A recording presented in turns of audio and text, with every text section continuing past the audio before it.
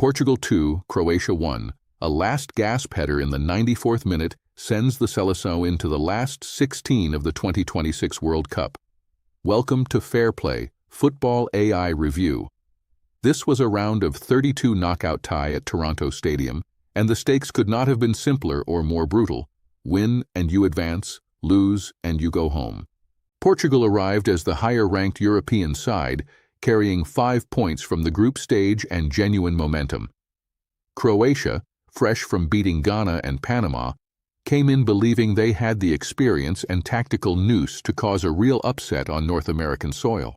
Roberto Martinez had navigated Portugal through a complicated group unbeaten, but there were warning signs: a draw with Congo DR, a draw with Colombia, and questions about whether this Portugal side could sustain their best football for a full 90 minutes when the pressure truly peaked.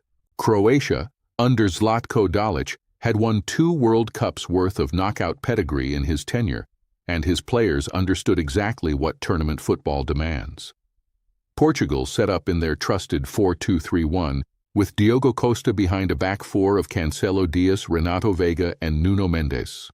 João Neves and Vitinha anchored the midfield double pivot, providing the engine room, while Bruno Fernandes operated as the number 10 behind Cristiano Ronaldo.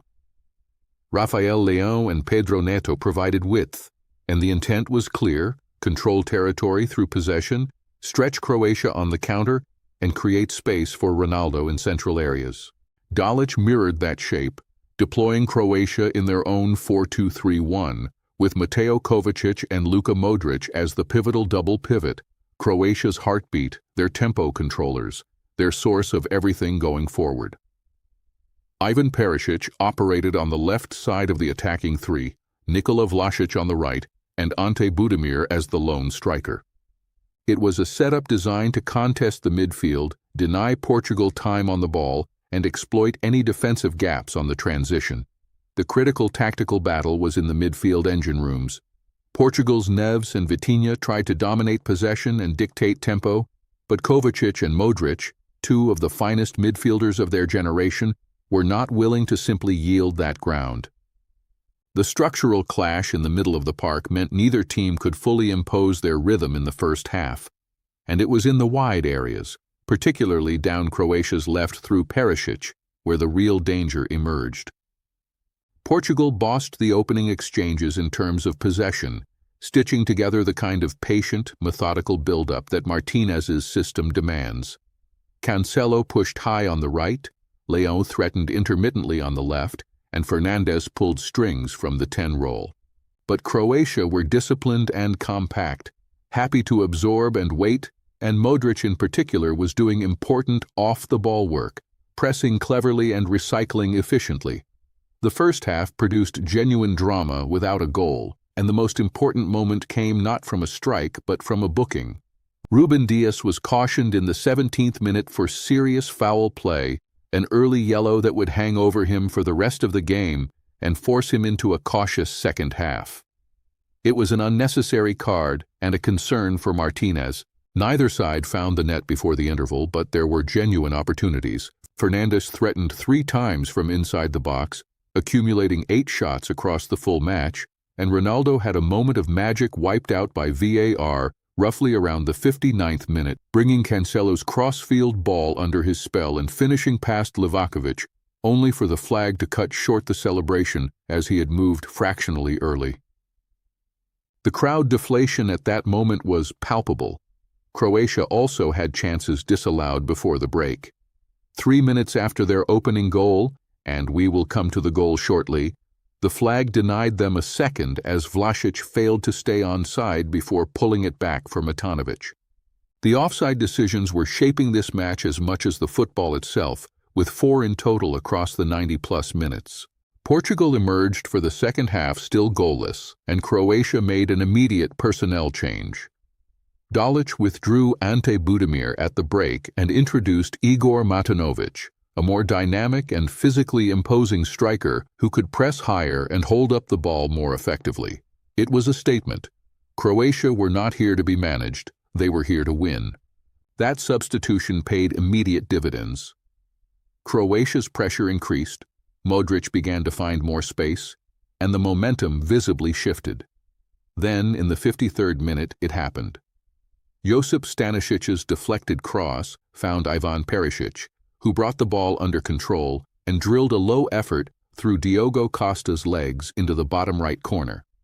Croatia led 1-0. Perisic, 37 years and 150 days old, had now scored more World Cup goals than any Croatian in history, breaking Davor Šuker's record with his 7th and becoming the first Croatian to score at a World Cup aged 35 or older. Portugal's response was immediate in terms of urgency, but initially imprecise. Roberto Martinez made 4 substitutions in rapid succession between the 62nd and 63rd minutes. Bernardo Silva for Vitinha, Francisco Conceição for Pedro Neto, Gonçalo Ramos for Cancelo, and Nelson Semedo for Bruno Fernandes. It was a bold, almost desperate reshape. Wholesale changes designed to inject pace, directness, and fresh legs. The system shifted shape with these arrivals, and for a moment Croatia looked uncertain how to respond. The equalizer came from the penalty spot in the 68th minute. Vlasic dragged Renato Veiga to the ground during a corner kick, and after a VAR review, the referee pointed to the spot. Cristiano Ronaldo stepped up and emphatically converted. It was not just 1-1, it was history.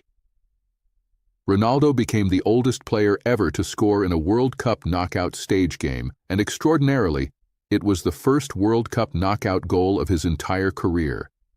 He now stands joint 9th on the all-time World Cup scoring list with 11 goals, alongside Jurgen Klinsmann and Sandor Kocsis. Mario Pasalic came on for Martin Baturina in the 68th minute as Dalic reacted to going level, adding creativity and a goal threat from midfield. Pasalic's arrival would later become the center of the match's defining controversy in stoppage time, and his energy during his 22 minutes on the pitch kept Croatia dangerous. Cristiano Ronaldo was withdrawn in the 81st minute, replaced by Ruben Neves, and there was a sharp emotional edge to his departure. The record setter leaving the pitch knowing his contribution might be enough, but also knowing this was not yet decided. The decisive moment of the match came in the 94th minute. With extra time appearing inevitable, Rafael Leão whipped a cross from the left, and Gonçalo Ramos, who had come on just 31 minutes earlier, met it with a precise header that flew past Livakovic. Portugal had scored with their second latest goal in their entire World Cup history, timed at 93 minutes and 9 seconds, from a substitute introduction to match-winning hero in under half an hour. But the drama did not stop there. In the final seconds of stoppage time, approximately the 103rd minute, Croatia appeared to have equalized in stunning fashion. A ball whipped in from the left was met by Pasalic, who knocked it into the path of Joško Gvardiol, the Manchester City defender who had just come on as a late substitute, who converted. The stadium was in uproar. Then the VAR check began. SNICO technology within the match ball detected the faintest flick off Igor Matanovic's head as the ball came into the area, ruling Pasalic offside in receipt of that touch. A heartbreaking decision for Croatia, but technically correct. Portugal survived. Now let us talk about the ball. Portugal's 60% possession and 585 passes completed at 91% accuracy tells the story of a team that controlled the territory. But here is what makes those numbers interesting. Despite dominating possession, Portugal attempted only 15 shots total and had just 3 on target.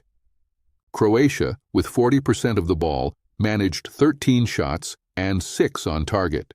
The expected goals underline Portugal's underlying superiority, 2.23 to 1.29, but Croatia's shot accuracy was actually sharper, and had Livakovic not faced such a difficult penalty, this could easily have finished differently. Croatia's attacking threat was more dangerous than the scoreline suggests on raw numbers. 6 shots on target, a woodwork strike from Kovacic, Vlasic also rattling the frame, and 4 disallowed goals across the 90-plus minutes. Their XG of 1.29 was modest, but their quality of chance creation, particularly in transitions, was genuinely threatening. Perisic, in particular, was a constant menace down his side, with Stanisic providing the assist for that opener and creating consistent problems for whoever faced him. Defensively, Portugal's Diogo Costa had a significant night. The data credits him with 14 saves, a figure that appears inflated by counting all defensive actions, but his shot-stopping was critical throughout. Croatia's Josip Šutalo and Marin Pongracic were excellent alongside the defensive midfield screen, limiting Portugal to just 2 genuine clear-cut chances that were not from dead balls.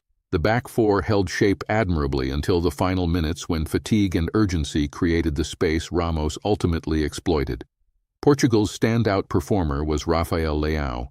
He registered a goal and an assist, hit the woodwork once, completed 4 shots and 3 off target, and was relentless in his direct running throughout the 90 minutes. His cross for Ramos's winner was composed under enormous pressure. More than that, he was the constant threat that Croatia could not fully suppress, the player who always looked like he could make something happen when Portugal needed it most. For Croatia, Mateo Kovacic was extraordinary. Across his 96 minutes, he completed 4 shots, struck the woodwork, delivered an assist, 1 tackles, and provided the technical quality in midfield that Croatia needed to compete with Portugal's double pivot. His range of passing and ability to drive forward from deep was the primary reason Croatia remained dangerous for long stretches of a match they were expected to lose. The player who underperformed was Ante Budimir. He lasted just 46 minutes, managed 2 shots, committed 4 fouls, and provided almost nothing in terms of linking play or creating danger. Dalic withdrew him at halftime, and the Croatian attack visibly improved with the more dynamic Matanovic, which speaks for itself. In a knockout tie demanding a striker to be the focal point for long periods, Budimir could not provide it. Roberto Martinez's management deserves credit, but it also raises questions. Making 4 substitutions simultaneously in the 62nd and 63rd minutes is either bold tactical genius or a sign that his original selections were wrong. The answer probably lies somewhere between the two. The changes worked. Portugal equalized almost immediately after making them and eventually won. But starting without Bernardo Silva and Gonçalo Ramos, 2 of his most effective players, was a gamble that left Portugal exposed for the first hour. The head-to-head history between these sides has been defined by knockout drama. The 2022 World Cup round of 16 had a similar edge to it, and Portugal have generally held the psychological advantage in recent major tournament meetings. Tonight's result reinforces that pattern, but Dalic's Croatia pushed them to the very last second of stoppage time and were moments away from forcing extra time. Portugal's recent form reads WDWDW in their last 5, unbeaten but not devastating. The draws with Colombia and Congo DR in the group stage revealed a fragility in their ability to break down deep-sitting opposition, and tonight's penalty was arguably the turning point, without which this match ends very differently. That is a vulnerability Martinez needs to address before facing Spain. Croatia's last 10 games tell a story of genuine quality punctuated by fragility at the highest level. Wins over Ghana, Panama, Montenegro, and Faroe Islands demonstrated their competence. The losses to England and Portugal demonstrated that against elite opposition, their defensive shape is not quite tight enough when they concede first and must chase. This World Cup exit will sting, but the performance tonight was brave and full of quality. For the qualification picture, Croatia are now eliminated from the 2026 World Cup. Their tournament ends here in Toronto, and at 37, Ivan Perisic may have played his final World Cup minutes in the most fitting possible way, scoring a record-breaking goal in a high-stakes knockout tie. Portugal advanced to the round of 16, now facing Spain in the next round on the 6th of July. Portugal's remaining fixture is the most difficult they could have drawn at this stage. Spain, the group winners of Group A with 7 points and arguably the most cohesive unit left in the tournament. Mikel Oyarzabal has 4 goals, Spain are pressing with extraordinary intensity, and Martinez will need to find answers to questions about depth and creativity that Croatia partially exposed tonight. Portugal will qualify from this round of 16 tie with Spain If they can suppress the Spanish high press and convert at least one of the chances their individual quality will inevitably generate. My prediction is Portugal versus Spain will be tight, a potential extra-time affair, with Spain slight favorites. But with Leo at full tilt, a fit Gonzalo Ramos, and the psychological surge from a dramatic late winner, this Portugal squad believes. They have reason to. Portugal 2, Croatia 1. A match settled in injury time by a substitute header, defined by 4 disallowed goals and a record-breaking penalty, and shaped by tactical battles that neither manager fully won. Perisic leaves with his legacy enhanced. Ronaldo leaves with history made. And Gonzalo Ramos has reminded the football world again that he is exactly the kind of player you want when the stakes are highest. Stay with us on FairPlay as the round of 16 takes shape. The 2026 World Cup is only getting more dramatic from here. That's the FairPlay verdict on this one. If you want more analysis like this, follow us. Find us on YouTube, Instagram, and TikTok at FairPlay AI, and follow Anthony personally on X at Anthony FairPlay. See you next match.